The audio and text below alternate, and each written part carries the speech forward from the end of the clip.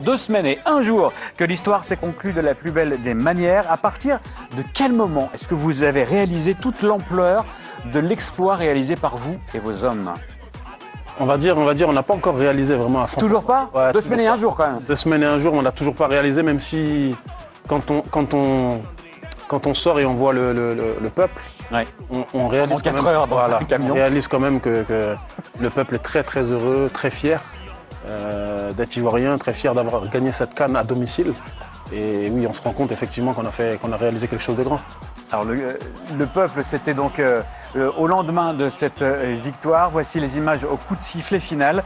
Parlez-nous de cette joie commune avec Guy Demel d'ailleurs. Hein, vous étiez tous les deux dans les bras l'un de l'autre. À quoi est-ce que vous avez pensé à ce moment-là?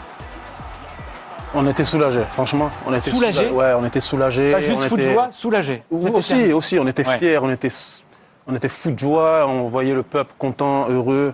Mais nous, personnellement, on était soulagés parce que depuis le Sénégal, depuis la préparation du match contre le Sénégal jusqu'à le huitième de finale, ouais. jusqu'à ce soulagement, il s'en est passé des moments où on s'est encouragé, on s'est soutenu, on s'est beaucoup parlé, on s'est beaucoup retrouvé, soit dans ma chambre, soit dans sa chambre, à discuter et à prier à chaque fois qu'on préparait un match, on priait pour passer le tour suivant.